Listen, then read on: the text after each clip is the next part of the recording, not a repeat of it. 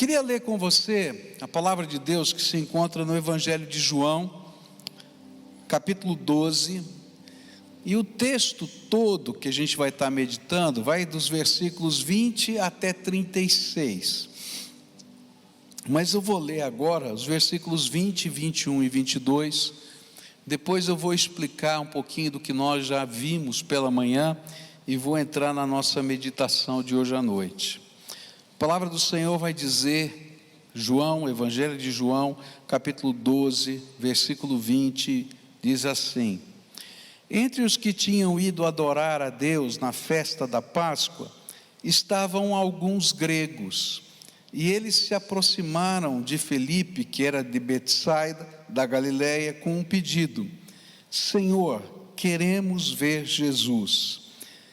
Filipe foi dizê-lo a André, e os dois juntos o disseram a Jesus. É interessante porque o preâmbulo que está colocado aqui denota que Jesus estaria dando uma resposta ao pedido de Filipe e André, de que existia um grupo, de judeus de origem grega que queriam conhecer Jesus, ver Jesus, chegar perto de Jesus. E eles foram dizer: olha, Jesus tem essas pessoas aqui. E eles estavam dizendo: olha, dá para atender, não dá para atender, vou fazer, não vou fazer, alguma coisa assim. Mas quando a gente começa a ler a resposta, a gente diz assim: parece que essa resposta está meio desconexa. E aí então Jesus continuou dizendo assim: Jesus respondeu: chegou a hora de ser glorificado o Filho do Homem. Digo-lhes verdadeiramente que se o grão de trigo não cair na terra e não morrer, continuará ele só, mas se morrer dará muito fruto. E aquele que ama a sua vida a perderá, ao passo que aquele que odeia a sua vida neste mundo a conservará para a vida eterna. E aí, quando você lê isso, você acha que Jesus disse: pode vir, ou deixa para depois? O que você entende disso aqui? Não é estranha essa resposta de Jesus? Não parece desconexa? Mas à medida que a gente vai meditando nela, a gente vai descobrindo o sentido. E a gente aprendeu hoje pela manhã que Jesus vai dar 5 respostas, que são importantes, que são na verdade 5 lições que Jesus queria ensinar através desse questionamento. Jesus sabia que ele estava próximo da sua morte, que a cruz estava chegando e que ele tinha prioridades. E então ele respondeu com essa primeira frase, esses primeiros versículos que nós lemos, aquilo que eu vou chamar de lição da semente. Ele estava dizendo assim: você quer me ver ou quer se dar a mim?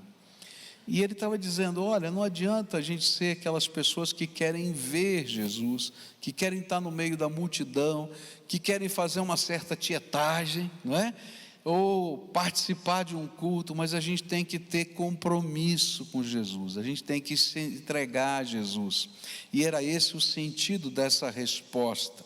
Mas Jesus continuou, e a gente estudou isso de manhã, e no verso 26 ele diz assim: quem me serve precisa seguir-me, e onde estou, o meu servo também estará, e aquele que me serve, meu Pai o honrará. E aqui vem a lição do serviço. Ele está dizendo: olha, não adianta querer ver Jesus, é preciso desejar seguir Jesus e servi-lo em qualquer circunstância da vida. E aí então nós estudamos a respeito disso. Nessa noite eu quero continuar a olhar para essas respostas que Jesus deu, e eu quero ir para aquela que aparece no versículo 31, e essa aqui é uma resposta tremenda, que eu queria destacar com você nessa noite. 31 diz assim: chegou a hora de ser julgado este mundo, e agora será expulso o príncipe deste mundo. Vamos orar? Pai querido, ajuda-nos a compreender a Tua palavra, não apenas aquilo que o Senhor falou, mas que o Senhor aplique essa palavra aos nossos corações. É aquilo que eu oro em teu nome, Jesus. Amém. A lição que Jesus queria ensinar nesse versículo 31 era: não adianta ver Jesus, é preciso se preparar para o julgamento que Jesus fará. E ele estava perguntando, não é? Você quer me ver ou você quer se preparar para o julgamento? O que Jesus está ensinando é uma verdade que às vezes a gente não tem a dimensão da grandeza dela. Jesus está dizendo é que o julgamento está acontecendo agora. Agora, nesse instante, o juízo de Deus está acontecendo. Muitos de nós pensamos que o julgamento de Deus só vai acontecer no último dia. Mas Jesus ensinou que naquele dia, no último dia, nós só receberemos o veredicto do que foi julgado aqui durante esse tempo. E é por isso que Jesus estava dizendo para aqueles gregos: não adianta só você querer me ver, não. Você tem que olhar com seriedade como você está se preparando, porque o juízo está acontecendo exatamente agora. E eu queria ler alguns versículos da Bíblia que vão dizer que isso é verdade, porque senão você vai dizer assim: mas de onde você tirou isso, pastor? Eu vou tirar das palavras do Senhor Jesus. Olha só o que Jesus ensinou no capítulo 3 do Evangelho de João, versículo 36. Ele diz assim: quem crê no Filho tem a vida eterna, já quem rejeita o Filho não verá a vida, mas a ira de Deus permanece sobre ele. E Jesus continuou nesse mesmo capítulo, versículos 18 a 21, ele diz assim: quem nele crê não é condenado, mas quem não crê já está condenado, por não crer no nome do Filho unigênito de Deus. E este é o julgamento: a luz veio ao mundo, mas os homens amaram as trevas e não a luz, porque as suas obras eram más. E quem pratica o mal odeia a luz e não se aproxima da luz, temendo que as suas obras sejam manifestas. Mas quem pratica a verdade vem para a luz, para que se veja claramente que suas obras são realizadas por intermédio de Deus. O que Jesus estava dizendo é que estava chegando um momento em que o juízo de Deus começaria. E ele não tinha tempo só para tietagem. Ele não tinha tempo para algumas pessoas que queriam assistir o que estava acontecendo. Ele não tinha tempo para pessoas que queriam ver mais um milagre acontecer. Porque um momento seríssimo estava para vir. Depois da ressurreição de Jesus, na morte da ressurreição de Jesus, quando Deus instalou a bênção da possibilidade da salvação, no mesmo momento começou o juízo de Deus. E o juízo de Deus não vai se dar só por aquilo que estará escrito no livro da vida, no livro, melhor, das nossas obras, não é? Que representam o que nós fizemos na vida. Porque, de fato, se Deus só olhar para o livro das nossas obras, todo mundo aqui está perdido, condenado. E se Deus tivesse de nos dar o que eu mereço e que você merece, tem gente que diz assim: não, eu estou buscando que Deus me dê o que eu mereço. Você está perdido, porque se Deus te der o que você merece, é o inferno.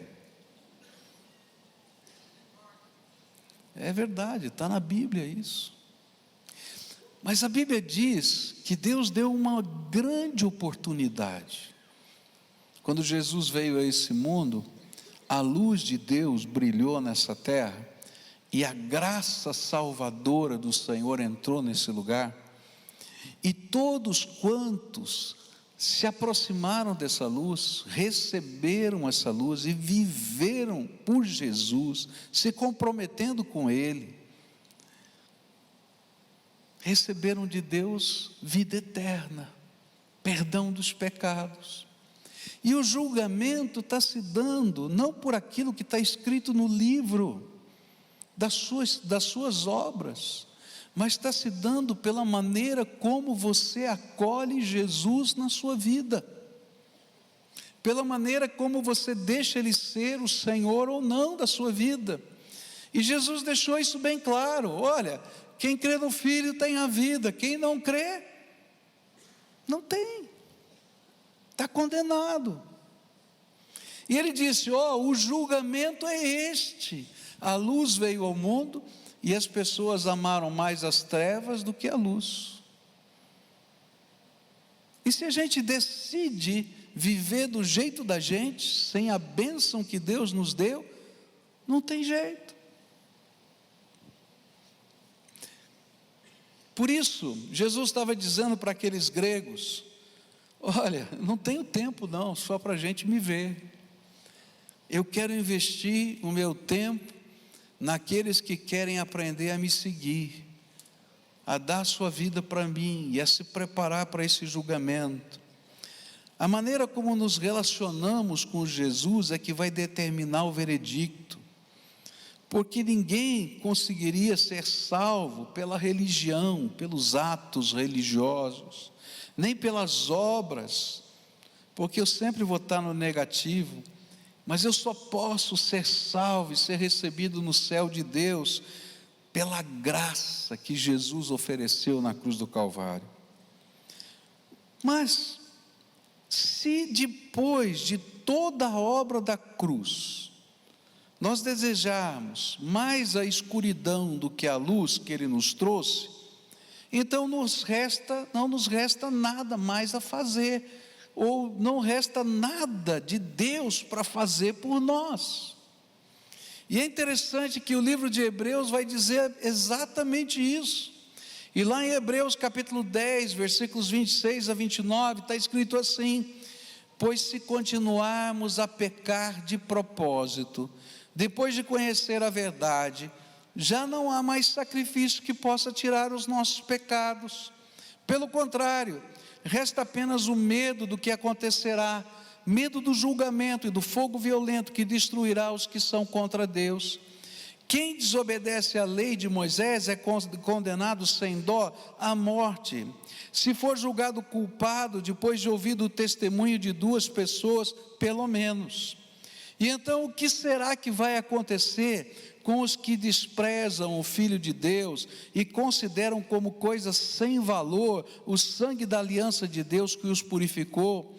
E o que acontecerá com quem insulta o Espírito de Deus que o ama? Imaginem como será pior ainda o castigo que essa pessoa vai merecer.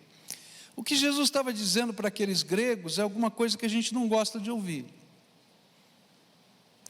Hoje, o julgamento está acontecendo. E o veredito depende de como nós reagimos à obra de Deus na nossa vida. E aqui, no livro de Hebreus que eu acabei de ler, tem algumas palavras muito fortes. Ela vai falar, uma delas que para mim é mais forte do que todas as outras que ele falou, é que se a gente não vê com valor o que Jesus fez por nós na cruz do Calvário, então não tem sentido, nada. Às vezes a gente não compreende a grandeza da obra de Deus na nossa vida, por nós.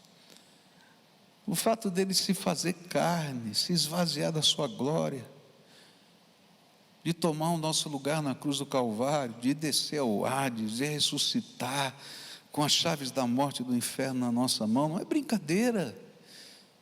Por isso a Bíblia diz que os nossos pecados perdoados e a nossa vida redimida foi comprada por um alto preço, e o preço é o sangue de Jesus vertido na cruz do Calvário. E é na base de como nós nos relacionamos com esse Cristo, se Ele é o Senhor da nossa vida ou se Ele não é o Senhor da nossa vida, que o juízo de Deus vai acontecer. E é por isso que a Bíblia vai falar de um outro livro.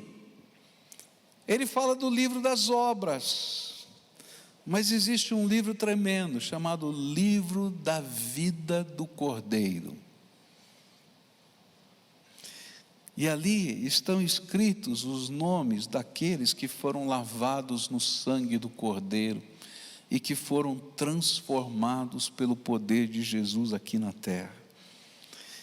E a Bíblia diz que no dia do veredicto, do juízo final, vão se abrir os livros. Mas antes de olhar para lá, para o que está naqueles livros que falam das nossas obras, vai se abrir o livro da vida do Cordeiro, para ver se o teu nome está lá. E o nosso nome só pode ser escrito no livro da vida do Cordeiro, se pela fé nós abraçamos Jesus como Senhor e Salvador da nossa vida. Se pela fé nós deixamos que Ele seja o Rei, o Mestre, o orientador dos nossos passos. Se pela fé nós deixamos de querer apenas assistir às coisas de Deus e nos tornamos cooperadores da obra de Deus, no sentido de fazer parte, de deixar Jesus ser o Senhor da nossa vida.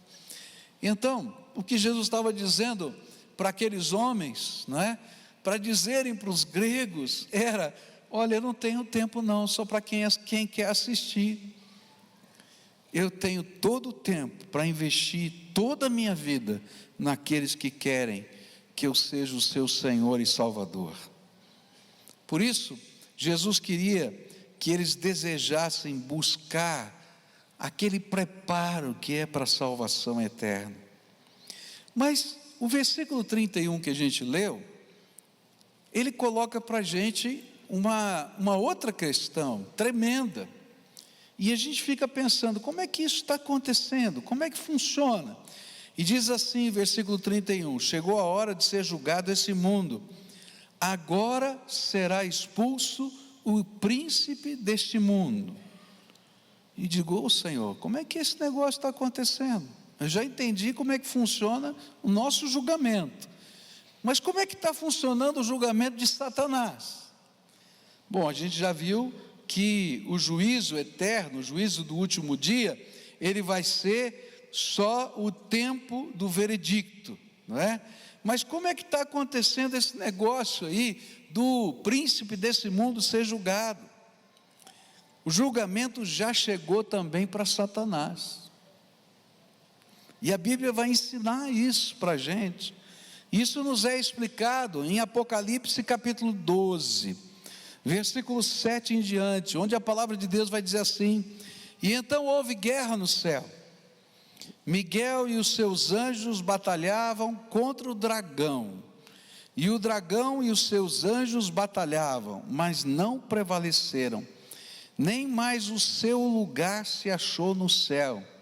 E ele foi precipitado, o grande dragão, a antiga serpente, que se chama o diabo e Satanás, que engana todo mundo, foi precipitado na terra, e os seus anjos foram precipitados com ele. E então ouviu uma grande voz no céu que dizia: agora é chegada a salvação, e o poder, e o reino do nosso Deus, e a autoridade do seu Cristo, porque já foi lançado fora o acusador de nossos irmãos, o qual diante do nosso Deus os acusava dia e noite. E eles o venceram pelo sangue do Cordeiro e pela palavra do seu testemunho, e não amaram as suas vidas até a morte. Pelo que alegrai-vos, ó céus, e vós que nele habitais, mas ai da terra e do mar, porque o diabo desceu a vós com grande ira, sabendo que pouco tempo lhe resta. Gente, que coisa tremenda. Às vezes a gente não tem dimensão da obra que aconteceu na cruz do Calvário. Se você ler o Velho Testamento, você vai perceber que o diabo passeava no céu. Ó cara de pau, fala a verdade, né? E quando lia isso no Velho Testamento, eu ficava com uma raiva, Mas é cara de pau do diabo de se apresentar a Deus lá no céu. E durante muito tempo eu não entendia esse negócio. Por que Deus não dá um fim logo nesse bicho? Não é verdade? Você não pensou? Fala a verdade, você já pensou isso comigo, vai? Não é? Até o dia que eu entendi a obra da salvação. Sabe por que Deus ainda não tinha julgado Satanás? Por amor a mim e a você. Porque no momento em que ele fizesse o julgamento, ele teria que me julgar e julgar você. E ainda não estava pronta a nossa salvação eterna. Mas quando Jesus morreu e ressuscitou, Deus disse: agora chega. Não apenas você não pode mais passear no céu, você vai estar expulso daqui, como a data do juízo final já está marcada. E você sabe que lhe resta pouco tempo, assim como resta pouco tempo para nós. E esse tempo que resta é porque o amor de Deus quer que mais pessoas se salvem. E Deus ainda não terminou tudo isso, porque Ele quer que você se salve, que seu filho se salve, que a gente possa ver gente mais sendo transformada pelo poder de Deus. E aí naquele momento, quando Jesus morreu e ressuscitou, do céu foi expulso o acusador das nossas almas. Se você ler, por exemplo, o livro de Jó, capítulo 1, você vai ver que Satanás estava lá, instigando Deus, dizendo assim, Deus diz assim: você viu o meu servo Jó? Gente boa. Ele diz: é boa nada, porque ele era o acusador. Ele está aqui fazendo isso porque o Senhor abençoa em tudo. Tá bom, vou tirar a bênção então. E ele continuou lá, mexe nisso, mexe naquilo. Diz assim: agora chega, o acusador não pode mais acusar ninguém, porque ele já foi condenado. É isso que está escrito. Não pode subir a essas regiões celestes, porque já foi expulso naquele lugar. E é interessante que ele diz que esse julgamento de Satanás envolveu duas coisas tremendas. A primeira, o sangue do Cordeiro, Jesus Cristo. Mas a segunda é o testemunho daqueles que vivem por Jesus. Toda vez que você confessa Jesus como Senhor e Salvador da sua vida, Satanás está sendo rebaixado. É isso que a Bíblia está dizendo, é vitória, só que tem um probleminha técnico.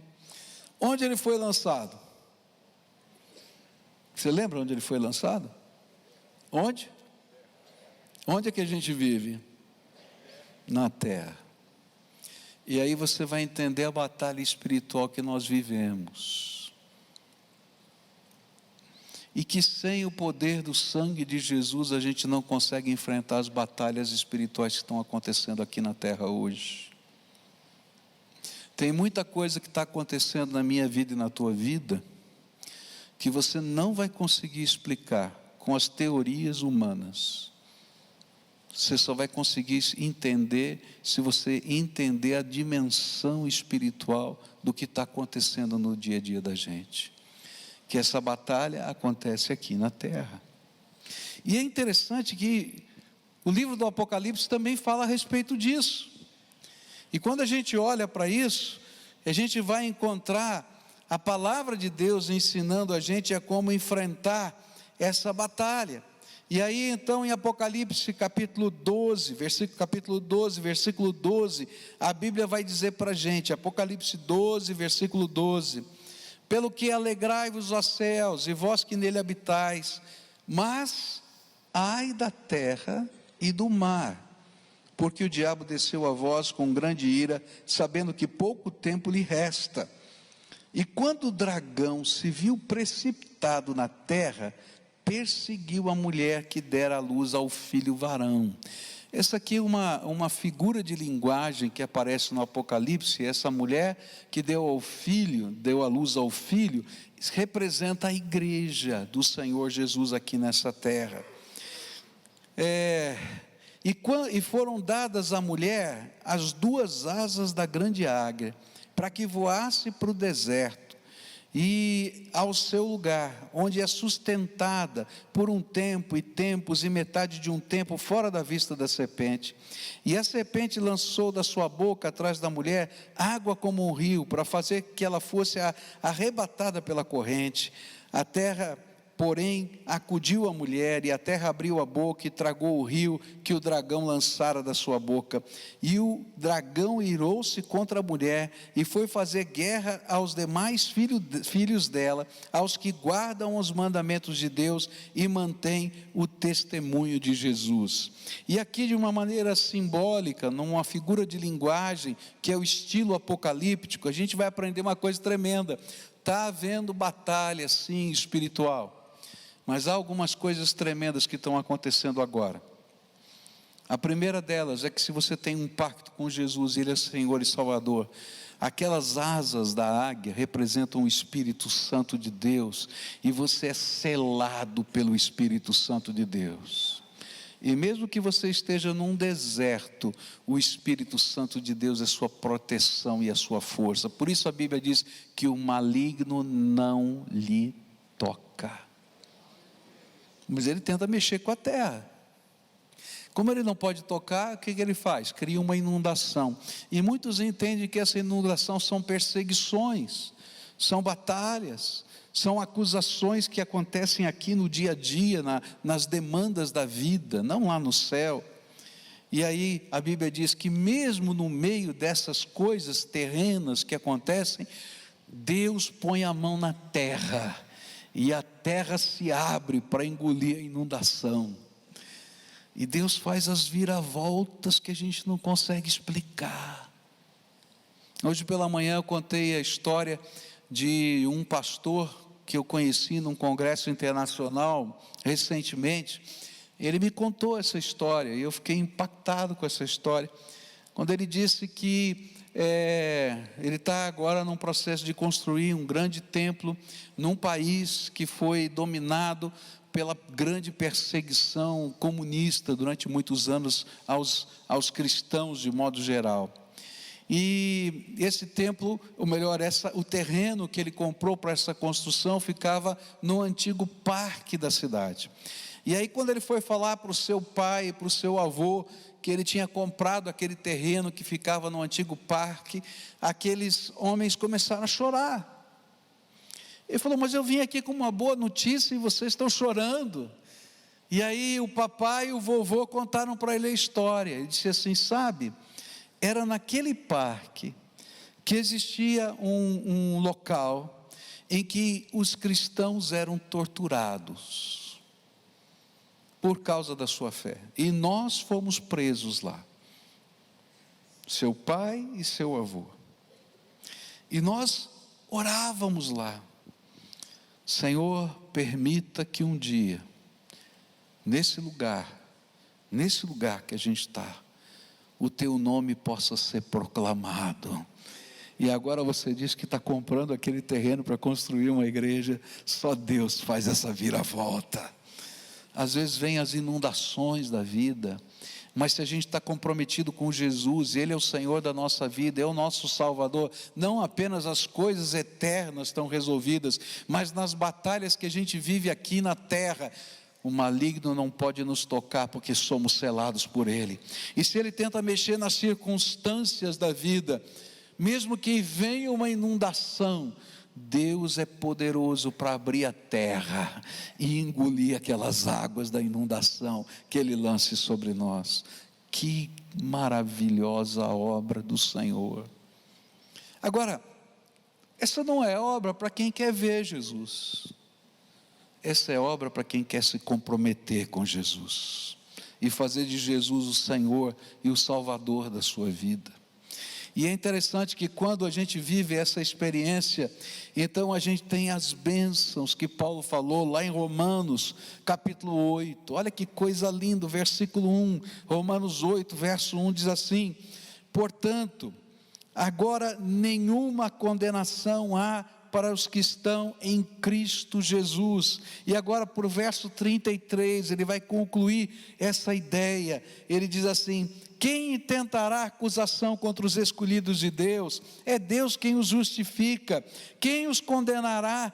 Cristo Jesus é quem morreu, ou antes quem ressurgiu dentre os mortos, o qual está à direita de Deus e também intercede por nós. Quem nos separará do amor de Cristo? A tribulação, a angústia, ou a perseguição, a fome, ou a nudez, ou o perigo, ou a espada?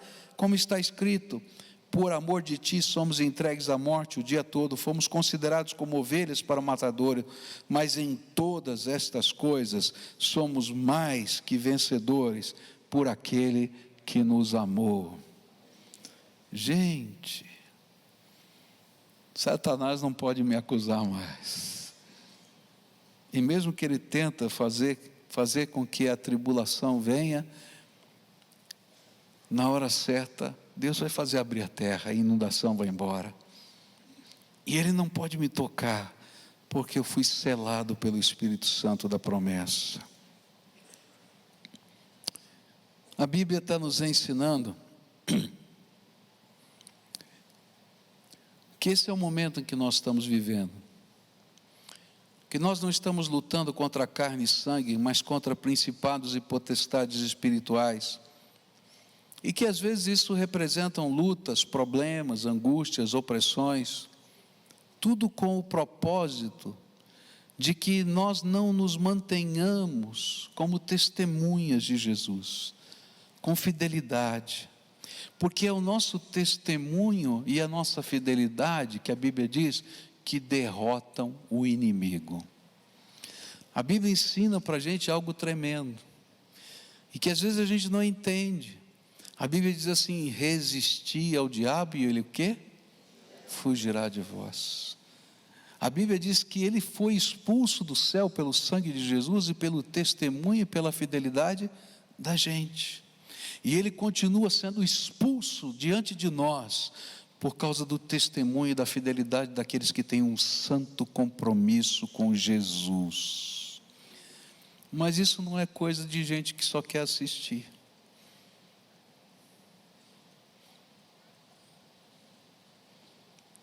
Se você só quer assistir, sem se comprometer com Cristo, com a sua igreja,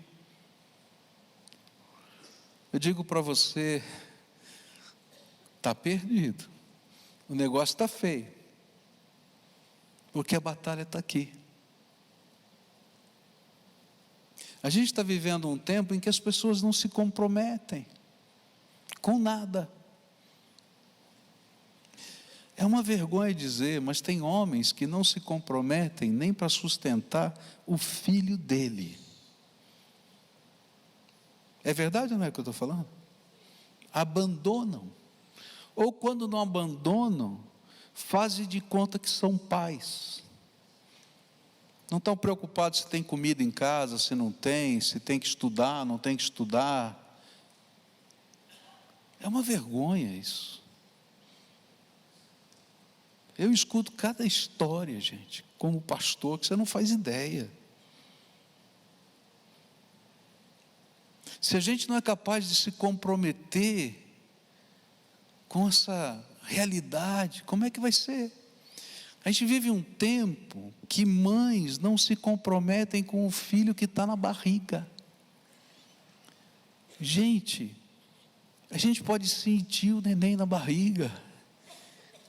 Quem foi mãe aqui, ou quem viveu a maternidade, marido e mulher, né? Viveram juntos, a gente fica impressionado. A gente vai lá ver lá a ecografia, né? Eu me lembro da ecografia, naquele tempo não tinha 3D, 4D, a gente tinha uma mancha assim, e a gente olhava e dizia, que coisa linda, só via mancha, né? Mas já ficava babando lá. Gente, tem gente que diz, não, isso aqui não é gente. É o que? Inseto? Pode tirar, joga fora, joga no lixo, enfia um tubo de sucção. Olha, eu queria que alguém visse como é que é feito. Enfia um tubo de sucção com uma lâmina na ponta, e aquela pressão negativa vai sugando aquele serzinho, e ele vai sendo cortado aos pedaços à medida que vai sendo sugado para dentro do tubo de sucção. se a gente não é capaz de se comprometer com o ser que é nosso, tem alguma coisa errada. E a palavra de Deus está dizendo assim: olha, se você não for capaz de se comprometer com Jesus, você já está sendo julgado. E se você não for capaz de se comprometer com Jesus, você está vivendo no pior lugar que existe. É o lugar onde Satanás, sabendo que está nos seus últimos dias, está aqui enfrentando e fazendo tudo o que ele está fazendo nessa terra. E o pior é que a Bíblia diz que se a gente não puder ser um pouquinho de sal e de luz nessa terra, e esse é o papel dos filhos de Deus, ser sal e luz, Jesus disse isso, esse mundo vai ficar cada vez pior. Porque quem está no controle do curso desse mundo, a Bíblia diz, são os principados e potestades. E é por isso que tem tantas filosofias que parecem tão bonitas, mas são uma grande ilusão de Satanás. Jesus disse para aqueles gregos: olha, não adianta só querer me ver. Vocês precisam aprender a se comprometer comigo. E quando a gente se compromete com Ele, a gente sempre vai ter a proteção, a bênção e a direção do Senhor. João 14, versículo 16 diz assim: e eu rogarei ao Pai, e Ele vos dará outro ajudador, para que fique convosco para sempre, a saber, o Espírito da verdade, o qual o mundo não pode receber, porque não o vê nem o conhece, mas vós o conheceis, porque Ele habita convosco e estará em vós. Não vos deixarei órfãos, voltarei para vós. Quero terminar essa palavra dizendo para você o seguinte: tem muita gente que gosta de ver, de assistir, mas nunca se compromete com Jesus. Nunca coloca a sua vida na mão dele, o seu futuro na mão dele. Que nunca assumem compromissos nem com a igreja dele. Que querem ter uma relação com Jesus light. Senhor, eu sei que o Senhor é o Filho de Deus, conheço a tua história, respeito, mas eu não quero mais do que isso. E a Bíblia diz: olha, isso só não é suficiente. E por isso, de uma maneira, parece até deselegante de Jesus, ele estava dizendo para aqueles gregos: não tenho tempo não. Sabe por quê? Porque chegou o tempo do julgamento. E eu vim para salvar aquele que estava perdido. E a Bíblia vai dizer que existe maior juízo para aquele que sabe e não faz nada, do que para aquele que nunca pôde saber. Então eu queria dizer para você que hoje é o dia que o Senhor está dizendo: e aí? Está a fim de se comprometer? Está a fim de se preparar? Está a fim de receber graça para enfrentar essas batalhas de hoje? Isso é um passo de fé e fidelidade, compromisso com o Senhor.